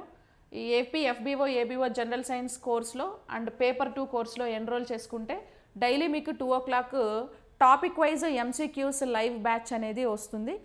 ఎవ్రీ టాపిక్ మీద మీకు మ్యాక్సిమం వీలైనన్ని క్వశ్చన్స్ ఫ్రేమ్ చేసి మనం డిస్కస్ చేసుకుందాం. పేపర్ 2లో మ్యాక్సిమం స్కోర్ రావాలి, మ్యాక్సిమం రావాలి. ఓకేనా. So what is the lungs air inhale capacity? So 5800 ml అనేది air inhale lungs inhale capacity.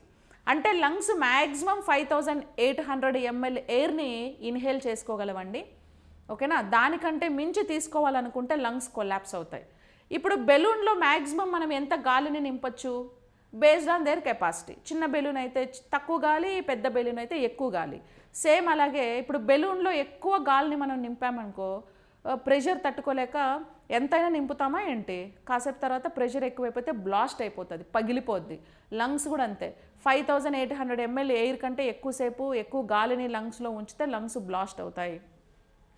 నీకు ఎక్కువ తీసుకోవడం అలవాటు ఉంటే ఓకే, అలవాటు మీద రోజు ఎక్సర్సైజెస్ చేసి అలా బ్రీతింగ్ వర్కౌట్ చేసి అలవాటు ఉంటే ఓకే. లేదు సైరా సినిమాలో చిరంజీవి లెక్క గాలి తీసుకోకుండా నేను ఇట్లనే ఉంటా అంటే పోతాం పైకి. అలాగంటే experience. How much percentage of oxygen stored in alveolis? So అల్వియోలిస్లో వాయుగోణంలో ఎంత ఆక్సిజన్ అనేది నిల్వ ఉంటుంది? ఓకేనా. అల్వియోలిస్లో ఎంత ఆక్సిజన్ నిల్వ ఉంటుందండి?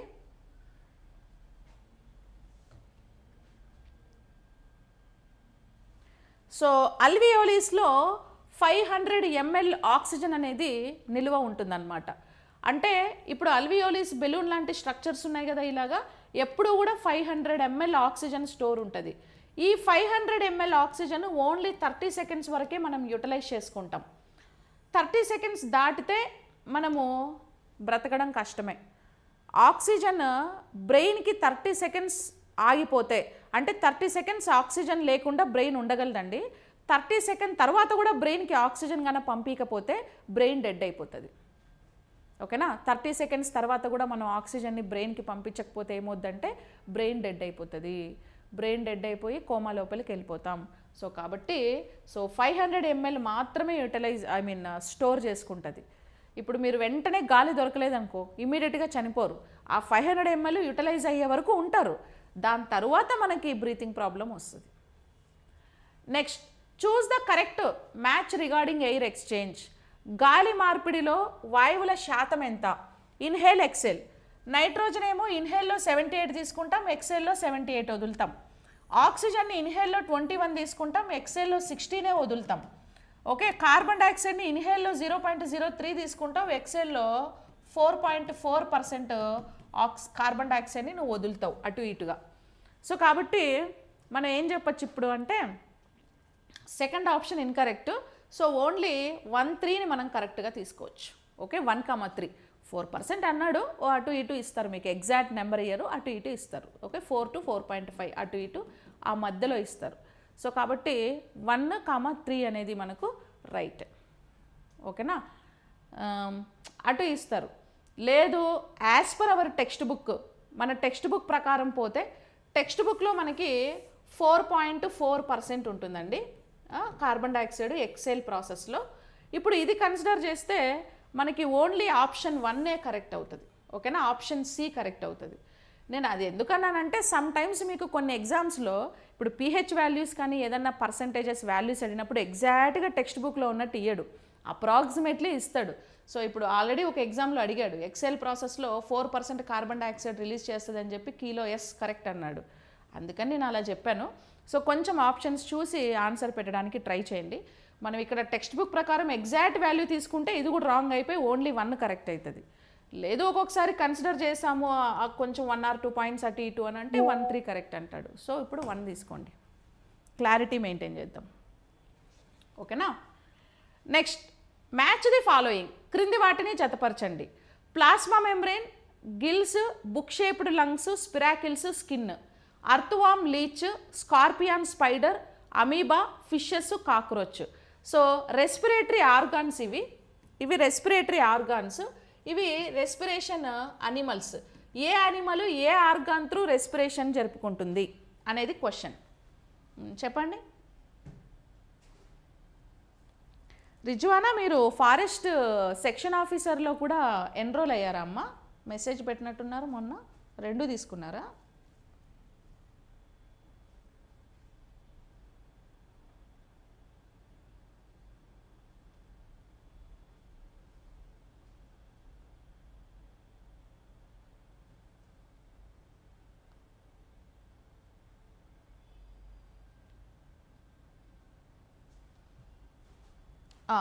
సో కరెక్ట్ ఆన్సర్ ఏంటి?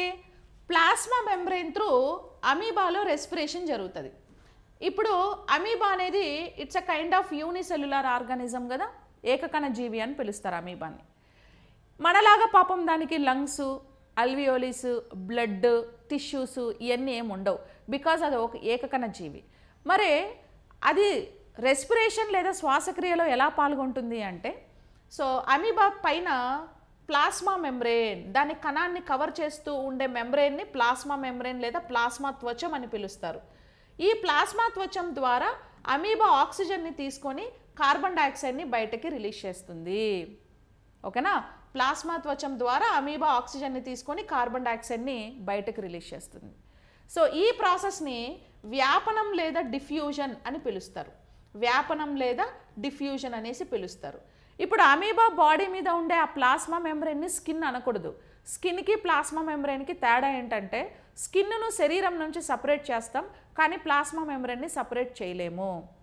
ఓకేనా. ఎందుకంటే ఒక కణం మీద ప్లాస్మా మెంబ్రెయిన్ ఉంటుంది. ఇప్పుడు మన శరీరంలో ఉండే కణాల పైన అన్ని ప్లాస్మా త్వచం ఉంటుంది. అదే మన శరీరం పైన ఉండేదాన్ని చర్మం అంటాం. ఆ చర్మంని బాడీ నుంచి సపరేట్ చేస్తాం.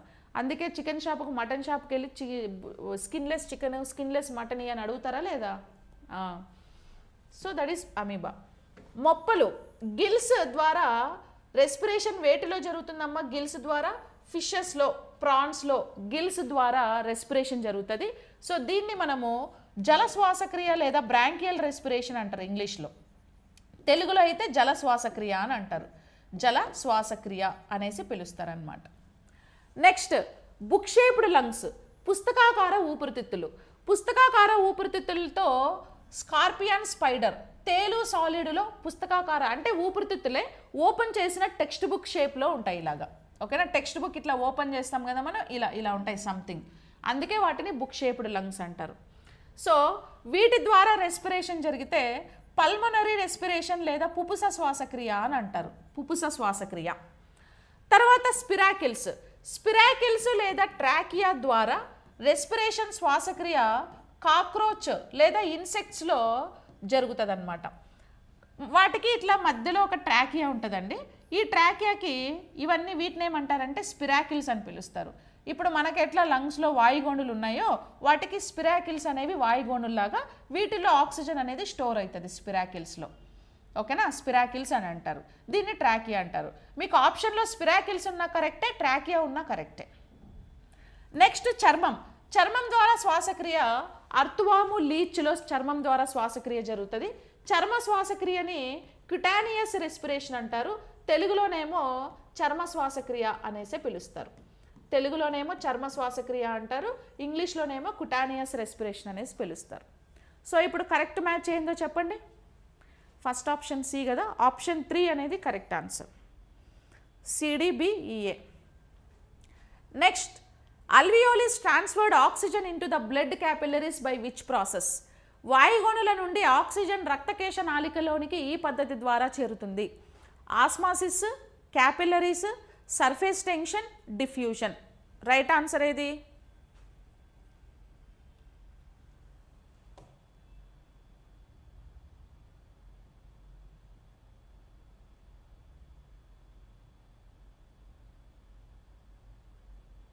అవునా? ఎఫ్ఎస్ఓ అంటే బాయ్స్ ఎలిజిబుల్ కాదా ఎఫ్ఎస్ఓకి? ప్రభారెడ్డి ఇప్పుడు ఫర్ ఎగ్జాంపుల్ అల్వియోలిస్ మనకి ఇలా ఉంటాయి కదండి బెలూన్ షేప్లో. ఈ అల్వియోలిస్కి బ్లూ కలర్లో ఉండే వెజల్స్ని వెయిన్స్ అంటాం. ఓకేనా? ఇలా వెయిన్స్ ఉంటాయి అల్వియోలిస్కి. రెడ్ కలర్లో ఉండే వెజల్స్ని ఏమని పిలుస్తారంటే రెడ్ వెజల్స్ని మనం ఆర్టరీస్ అని పిలుస్తాం, లైక్ దిస్. ఓకేనా? రెడ్ వెజల్స్ని ఇలా ఆర్టరీస్ అని అంటాం. ఇప్పుడు మనం ఆక్సిజన్ తీసుకున్నప్పుడు గాలి తీసుకున్నప్పుడు అల్వియోలిస్కి ఆక్సిజన్ గ్యాస్ మొత్తం ఇట్లా అల్వియోలిస్లోకి వస్తుంది. అప్పుడు హిమోగ్లోబిన్ వేటిలో బ్లడ్లో కదా హిమోగ్లోబిన్ ఉండేది. ఈ హిమోగ్లోబిన్ బ్లడ్లో కార్బన్ డైఆక్సైడ్తో కలిసి ఉన్నప్పుడు ఇక్కడికి వచ్చి హిమోగ్లోబిన్ ఏం చేస్తుందంటే కార్బన్ డైఆక్సైడ్ని ఇక్కడ వదిలేసి ఆక్సిజన్తో కలిసి బాండ్ ఫామ్ చేసుకొని ఇక్కడ నుంచి వెళ్తుంది. దీన్నే గ్యాసెస్ ఎక్స్చేంజ్, వాయువుల మార్పిడి అని పిలుస్తారు.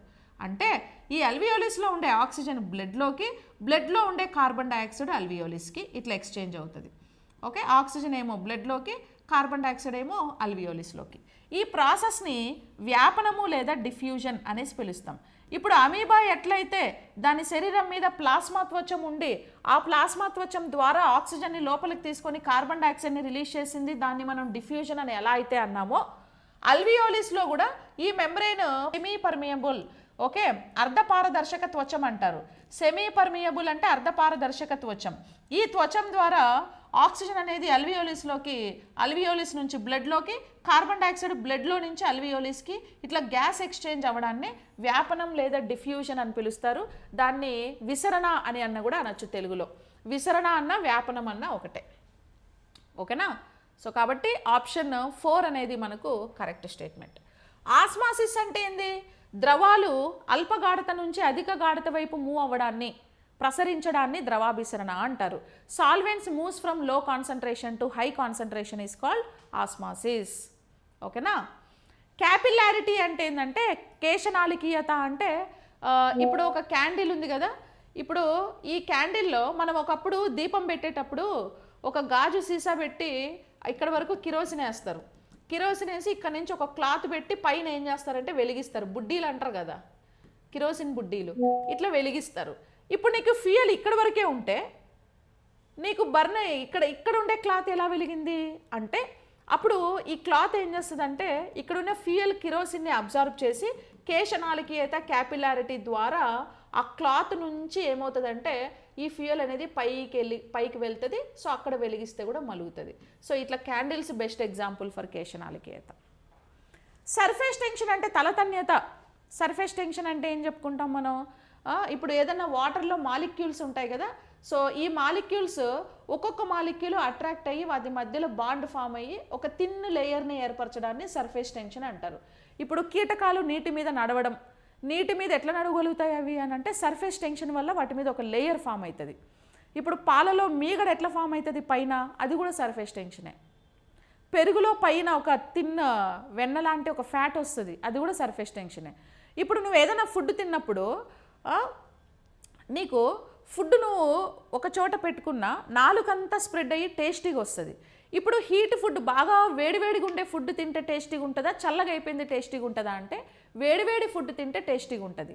ఎందుకంటే సర్ఫేస్ టెన్షన్, ఆ సర్ఫేస్ టెన్షన్ వల్ల హీట్ అదంతా కూడా మొత్తం స్ప్రెడ్ అయ్యి, దానికి కూడా మెకానిజం ఫిజిక్స్లో మనం చెప్తూ ఉంటాం, అదో పెద్ద కాన్సెప్ట్. ఓకేనా? కాబట్టి ఆప్షన్ 4 అనేది correct. Next question, choose the correct statement regarding haemoglobin. Haemoglobin గురించి సరైన సమాధానాన్ని ఎన్నుకోండి. Haemoglobin is also called as respiratory pigment. Haemoglobin can carry 4 oxygen atoms in to body cells. Haemoglobin can connect with oxygen in alveolis. So right answer ఏదండి?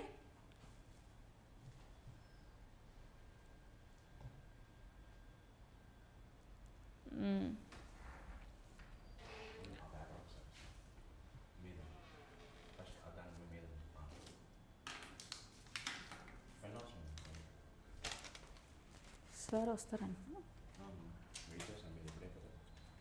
ఇంకా late అయినా పర్లేదా? పర్లేదా? ఓకేనా? సో కరెక్ట్ ఆన్సర్ ఏదమ్మా? Choose the correct statement regarding haemoglobin. So haemoglobin is also called as respiratory pigment. So హిమోగ్లోబిన్ని మనం respiratory pigment అని కూడా పిలుస్తాం. ఎందుకంటే రెస్పిరేషన్ సిస్టంలో యాక్చువల్లీ హిమోగ్లోబిన్ అనేది ఒక కలర్ పిగ్మెంట్, బ్లడ్కి కలర్ ఇస్తుంది. సో కాబట్టి అది పిగ్మెంటే. ఇక రెస్పిరేషన్ సిస్టంలో అల్వియోలిస్ దగ్గరికి వచ్చి అక్కడున్న ఆక్సిజన్ని పట్టుకెళ్తుంది కాబట్టి రెస్పిరేషన్ సిస్టంతో కూడా కనెక్ట్ చేసి రెస్పిరేటరీ పిగ్మెంట్ అని అంటాం. ఓకేనా? సో హిమోగ్లోబిన్ బాగా ప్రొడ్యూస్ అవ్వాలంటే ఇప్పుడు 1 క్యూబిక్ బ్లడ్లో ఎంత హిమోగ్లోబిన్ ఉండాలి అంటే 12 to 16% హిమోగ్లోబిన్ 1 క్యూబిక్ ml బ్లడ్లో ఉండాలి కదమ్మా. Haemoglobin can carry 4 oxygen atoms into the body cells. ఒక హిమోగ్లోబిన్ 4 ఆక్సిజన్ ఆటమ్స్ని 4 ఆక్సిజన్ మాలిక్యూల్స్ని క్యారీ చేస్తుంది. 4 oxygen molecules is equal to 13.5 grams of ఆక్సిజన్కి ఈక్వల్. సో ఇది correct. Haemoglobin can connect with oxygen in alveolis. So అల్వియోలిస్లో హిమోగ్లోబిన్ ఆక్సిజన్తో connect అయ్యి ఆక్సి హిమోగ్లోబిన్గా కన్వర్ట్ అవుతుంది. దాన్నే వాయువుల మార్పిడి లేదా గ్యాసెస్ ఎక్స్చేంజ్ అని పిలిచాం. సో 1, 2, 3 అనేది correct answers. Okay, next, which of the following gas in the first reaction of haemoglobin? క్రింది వాణిలో ఏ వాయువుతో హిమోగ్లోబిన్ మొదటిగా చర్య జరుపుతుంది? Carbon dioxide, nitrogen, oxygen, carbon monoxide. ఏది రైట్ ఆన్సర్? రిజ్వానా 1, 2 ఎందుకు? 4th కూడా కరెక్టే కదా. Haemoglobin can connect with oxygen in అల్వియోలిసే కదమ్మా. 3rd కూడా కరెక్టే, అల్వియోలిస్లోనే కదా కనెక్ట్ అయింది. ఇంకా లంచ్ చేయలేదండి నేను. 1:30 వరకు క్లాస్ ఉండే మార్నింగ్, ఇంకా అయిపోగానే మీది మొదలెట్టా. తింటా లేట్గా. తిన్నారా? టైంకి తినండి అందరూ.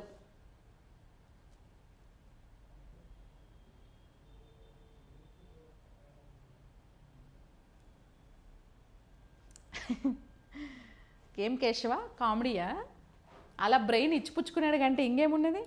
ఇంకా హ్యాపీగా నేను ఐఏఎస్ ఆఫీసర్ బ్రెయిన్లో పెట్టుకొని ఇప్పటికి ఐఏఎస్ అయిపోదును. ఆప్షన్స్ ఉండవు కదా. Which of the following gas first reaction of haemoglobin? హిమోగ్లోబిన్తో రియాక్ట్ అయ్యే ఫస్ట్ గ్యాస్ కార్బన్ మోనాక్సైడ్ కదా. 2nd oxygen, 3rd carbon dioxide. So option 4 correct. What is the availability of oxygen above 30 kilometers above sea level? సముద్ర మట్టానికి 13 kilometers పైన oxygen లభ్యత ఎలా ఉంటుంది? Increase, decrease, constant, కాంట్సే చెప్పలేం. షూర్ రిజ్వానా, రేపటి నుంచి చేస్తాం. అంటే మార్నింగ్ కొంచెము యూపీఎస్సీ వాళ్ళకి ఎన్విరాన్మెంట్ క్లాసెస్ అవుతున్నాయి. మళ్ళీ ఎర్లీ మార్నింగ్ 7 నుంచి కూడా ఎస్ఎస్సి వాళ్ళకి క్లాసెస్ అవుతున్నాయి. అట్లా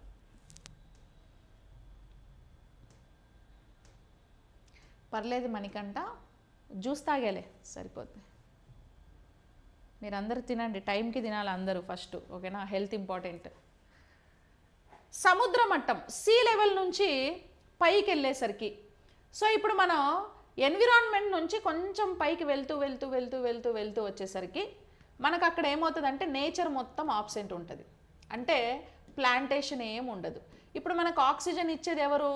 పాపం మొక్కలే కదా. ఈ మొక్కలు ఎక్కడ ఉంటాయి? మన చుట్టుపక్కల ఎన్విరాన్మెంట్ ఎక్కడి వరకు ఉంటుందో అక్కడి వరకు మొక్కలన్నీ సర్వైవ్ అవ్వగలుగుతాయి. మీరు దాన్ని దాటి ఇప్పుడు పైకి ఇట్లా పోతూ పోతూ స్పేస్లోకి వెళ్ళిపోయారనుకో, ఒకవేళ అక్కడ ఆక్సిజన్ స్కేర్సిటీ అనేది ఉంటుంది. సో కాబట్టి పైకి వెళ్ళేసరికి నేచర్ ఉండదు, మొక్కలు ఉండవు. కాబట్టి ఏమవుతుంది అని అంటే ఆక్సిజన్ అనేది డిక్రీజ్ అవుతూ ఉంటుంది. ఓకేనా? ఆక్సిజన్ డిక్రీజ్ అవుతుంది, నేచర్ ఉండదు కదా. ఆక్సిజన్ డిక్రీజ్ అయితే బీపీ పెరుగుద్ది. అంటే ఇప్పుడు నువ్వు సముద్ర మట్టం నుంచి పైకి వెళ్ళేసరికి బీపీ ఏమైద్ది అంటే పెరుగుతుంది. ఎందుకు పెరుగుతుంది అంటే ఆక్సిజన్ తగ్గడం వల్ల బీపీ పెరుగుతుంది అన్నమాట. ఓకేనా? అందుకే బీపీ పేషెంట్స్ కూడా ఆక్సిజన్ని మంచిగా తీసుకోవాలి. How is the oxygen concentration in the tissues compared to the lungs? ఊపిరితిత్తులతో పోల్చినప్పుడు కణజాలంలో ఆక్సిజన్ గాఢత ఎలా ఉంటుంది?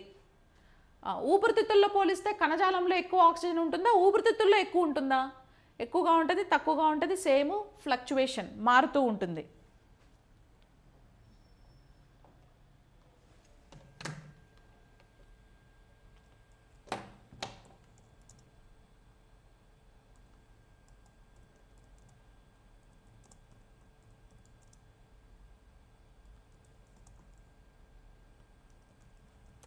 కరెక్ట్ ఆన్సర్ ఏంటిది?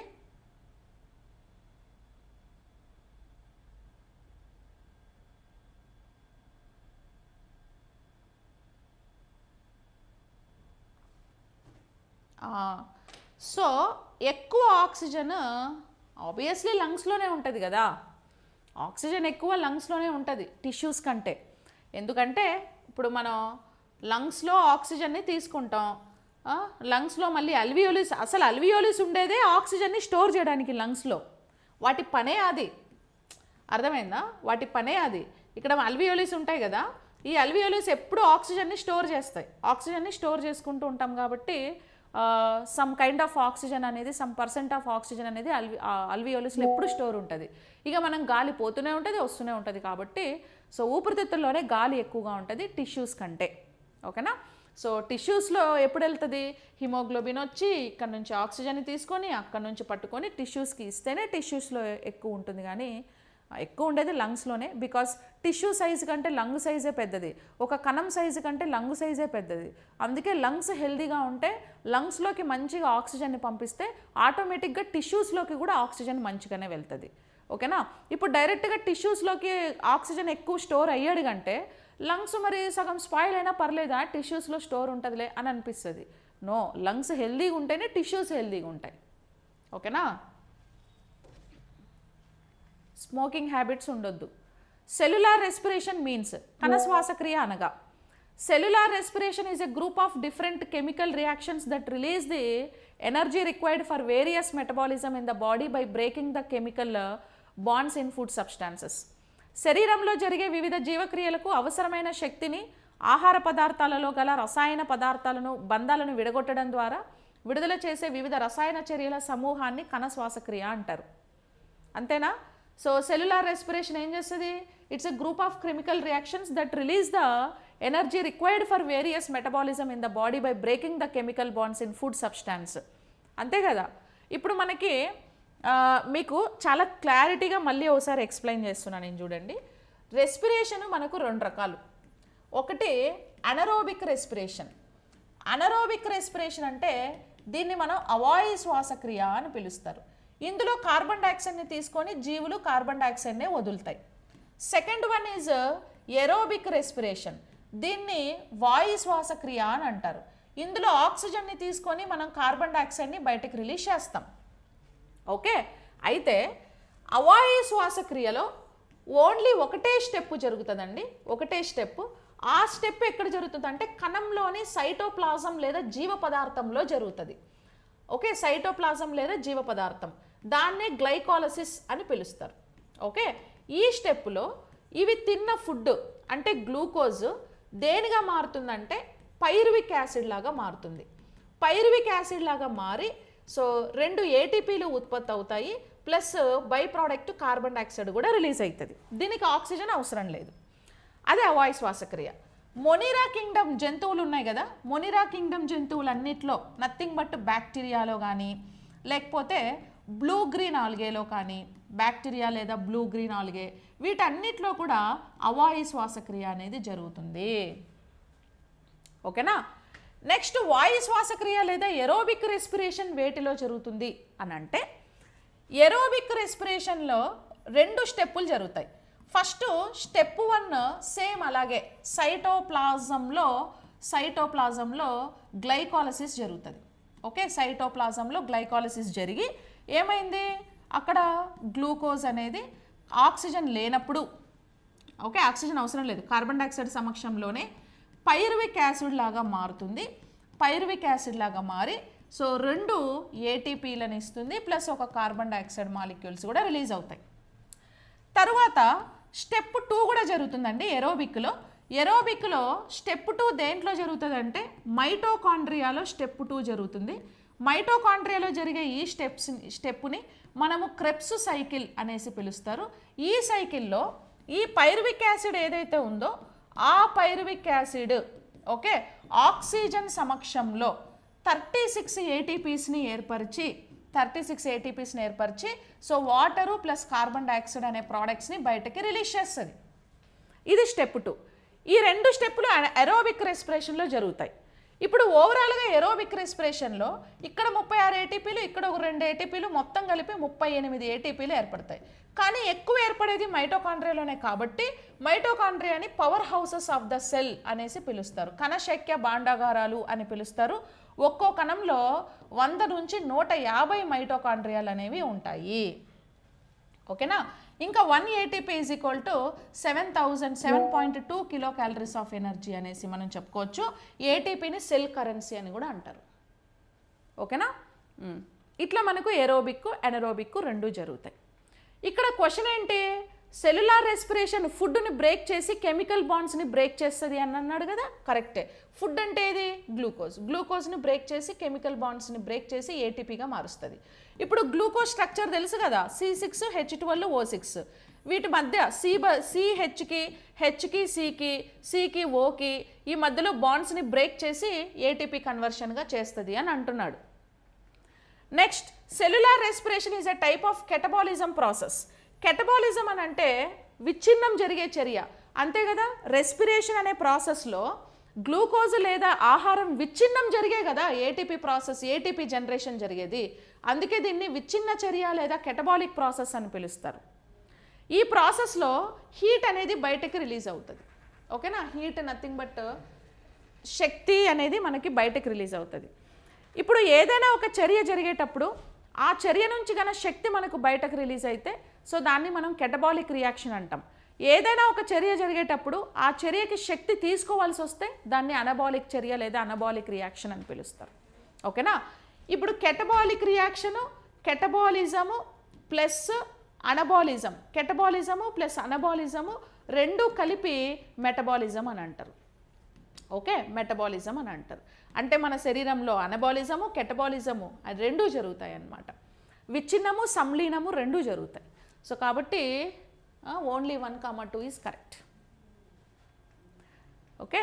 Next, choose the correct statement. క్రింది వాటిలో సరైన సమాధానాన్ని ఎన్నుకోండి. Anaerobic respiration which is takes place in the presence of carbon dioxide.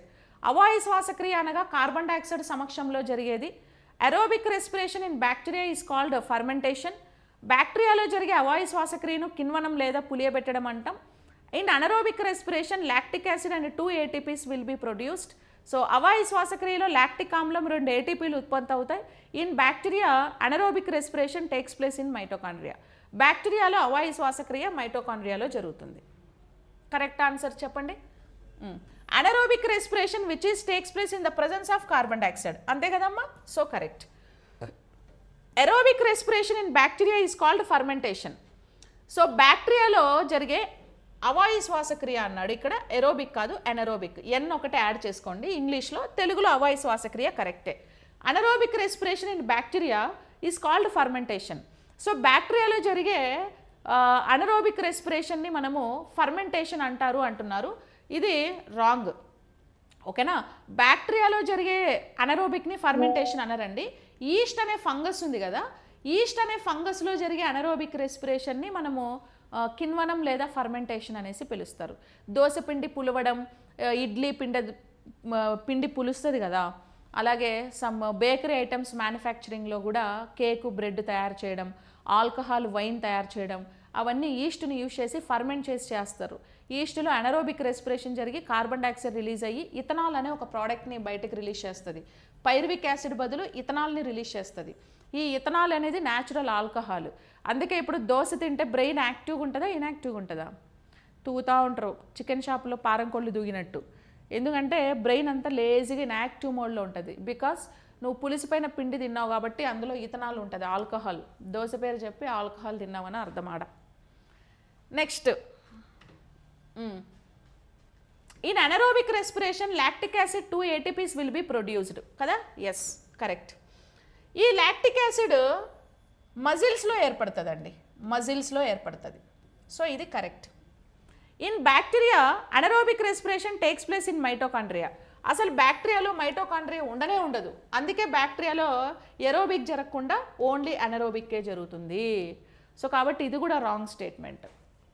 ఇప్పుడు మనకు కరెక్ట్ అయింది ఇక్కడ first option correct, second wrong, not fermentation, third correct. Only 1, 3 మాత్రమే కరెక్ట్ అండి. 1, 3 బ్యాక్టీరియా రాంగ్. 1, 3 లేదా? సో 1, 3 రాసుకోండి. ఆప్షన్లో లేనట్టుంది, కరెక్ట్ చేసి ఇస్తా PDF. So 1, 3 option 1, option third statement correct. ఓకేనా. 2, 3 కాదు, బ్యాక్టీరియాని ఫర్మెంటేషన్ అనం మనం. బ్యాక్టీరియా వల్ల పులవదు, ఈస్ట్ వల్ల పులుస్తుంది. Okay, 1, 3 correct. ఇప్పుడు మీకు దీని మీద 10th క్లాస్ టెక్స్ట్ బుక్లో ఒక టేబుల్ ఉంటుంది, అనరోబిక్ రెస్పిరేషన్ వేటిల్లో జరుగుతుంది ఏంటి అనేసి. అనరోబిక్ రెస్పిరేషన్ బ్యాక్టీరియాలో జరుగుతుంది. ప్రోడక్ట్ వచ్చి pyruvic acid plus 2 ATPs plus carbon dioxide. అలాగే ఈస్ట్లో కూడా జరుగుతుంది. ఈస్ట్లో ప్రోడక్ట్ ఏంటంటే ఈస్ట్లో ప్రోడక్ట్ వచ్చి ethanol plus 2 ATP plus carbon dioxide. అలాగే మజిల్స్, మన బాడీలో మజిల్స్లో కూడా జరుగుతుందండి. దాన్నే మనం కొరీ సైకిల్ అని పిలుస్తారు. Okay, కొరీ cycle. ఇక్కడ ప్రోడక్ట్ ఏంటంటే lactic acid plus 2 ATPs carbon dioxide common, products ఒకటే మారుతాయి. సో మీకు ఎనరోబిక్ రెస్పిరేషన్లో ఈ 3 ప్రోడక్ట్స్ ఏది ఇచ్చినా కూడా కరెక్ట్ ఎగ్జామ్లో. ఇప్పుడు ఇక్కడ లాక్టిక్ యాసిడ్ అన్నాడు, ఇక్కడ లాక్టిక్ యాసిడ్ ప్లస్ 2 ATP అన్నాడు. అది మజిల్స్లో జరుగుతుంది, మన శరీరంలో ఆక్సిజన్ లేనప్పుడు. మీరు కంటెంట్ వీడియోస్ వినుంటే నేను బాగా చాలా క్లియర్గా ఎక్స్ప్లెయిన్ చేస్తాను దాని గురించి. ఓకేనా? సో కాబట్టి మనకి ఇక్కడ ఏమవుతుంది అని అంటే lactic acid, ethanol, pyruvic acid ఏది ఇచ్చినా ప్రోడక్టే, మూడిట్లో ఏది ఇచ్చినా ప్రోడక్టే. ఓకేనా? సో ఇది అనరోబిక్ రెస్పిరేషన్ గురించి. మెయిన్ ఎగ్జామ్లో మీకు ఆప్షన్స్ ఒకవేళ బై మిస్టేక్ ఇట్లా నేను ఇందాక రాంగ్ పెట్టే కదా, ప్రింటింగ్ మిస్టేక్స్ అట్లా అవుతూ ఉంటాయి జరిగినప్పుడు. అట్లా ఏమన్నా అయితే మీకు అందరికీ కామన్గా మార్క్ యాడ్ చేస్తాడు. ఓకేనా? ఎస్. సో అవి ఇవాళటి క్వశ్చన్స్ అండి, రెస్పిరేషన్ సిస్టము. నెక్స్ట్ టుమారో క్లాస్లో మనం కంటిన్యూ చేద్దాం. ఇప్పుడు వేరే సార్ క్లాస్ ఉంది. ఓకేనా? టుమారో క్లాస్లో మనం టాపిక్ కంటిన్యూ చేద్దాం.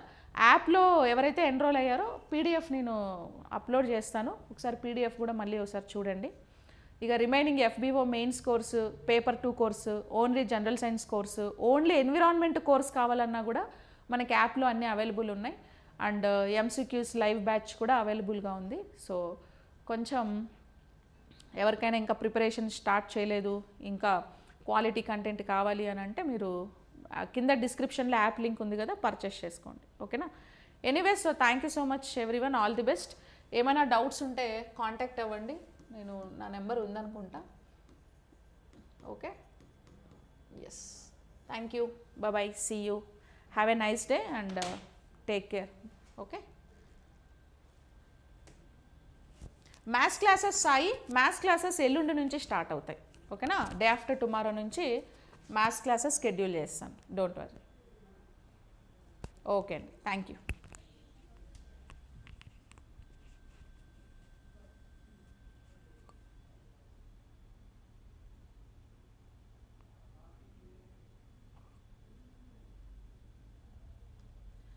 Praveen, vocal cords length doubt ఉందా? నేను ఒకసారి మళ్ళీ రీచెక్ చేస్తాను, రీచెక్ చేసి నీకు కరెక్ట్ ఆన్సర్ అప్డేట్ చేస్తాను. ఓకే.